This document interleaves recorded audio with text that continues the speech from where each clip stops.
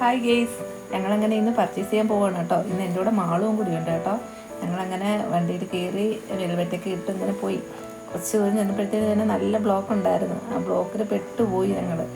Train മിസ്സാവുമെന്ന് തന്നെ ഞങ്ങൾ വിചാരിച്ചു. എന്നാലും ഞങ്ങൾ കോൺഫിഡൻറ്റോട് കൂടി ഇരുന്നു. എന്നിട്ടും മാറുന്നില്ല കേട്ടോ, നല്ല ബ്ലോക്കായി പോയി. ഓണത്തിൻ്റെ തിരക്കൊക്കെ ഇല്ലേ, അതിൻ്റെ നല്ല ബ്ലോക്ക്. ലാസ്റ്റ് ഞങ്ങൾ കൊല്ലം ജംഗ്ഷനിൽ ചെന്ന് വണ്ടിയൊക്കെ അവിടെ പാർക്ക് ചെയ്തിട്ട് ഞങ്ങൾ കയറി ഷോപ്പിലെത്തി കേട്ടോ. ഷോപ്പിൽ നല്ല തിരക്കുണ്ടായിരുന്നു, പക്ഷെ നല്ല കളക്ഷനായിരുന്നു. നല്ല സെലക്ഷനൊക്കെ ആയിരുന്നു. അങ്ങനെ കുറേ നേരം നമ്മൾ അവിടെ എല്ലാം നോക്കി പർച്ചേസിങ്ങൊക്കെ നടക്കുകയാണ്. അടിപൊളി ചുരിദാറൊക്കെ ആയിരുന്നു കേട്ടോ. എല്ലാം അടിപൊളി ചുരിദാറുകളായിരുന്നു. ഇത് വിചിത്ര സിൽക്കിൻ്റെയാണ്. ഇതൊക്കെ നമ്മൾ എടുത്തിട്ടുണ്ട്. നല്ല നല്ല മെറ്റീരിയൽസാണ് വിചിത്ര സിൽക്ക് കേട്ടോ. ടോപ്പിൻ്റെ സെക്ഷനിൽ ഏതെടുക്കണമെന്ന് കൺഫ്യൂഷനായിപ്പോയി.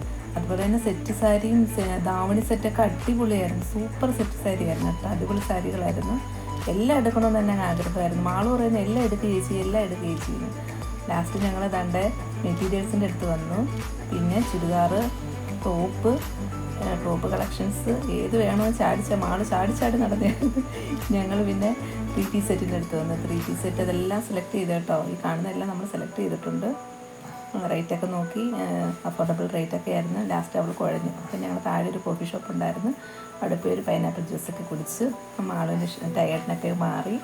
ചിരിക്കുന്നുണ്ടല്ലോ, ജ്യൂസ് കിട്ടപ്പോൾ ചിരിക്കട്ടില്ലേ. അങ്ങനെ ഞങ്ങൾ ജ്യൂസൊക്കെ കുടിച്ചിട്ട് തിരിച്ച് വന്നപ്പോഴത്തേന് നമ്മുടെ പാക്കിംഗ് എല്ലാം കഴിഞ്ഞു, ഓക്കെ ആയി.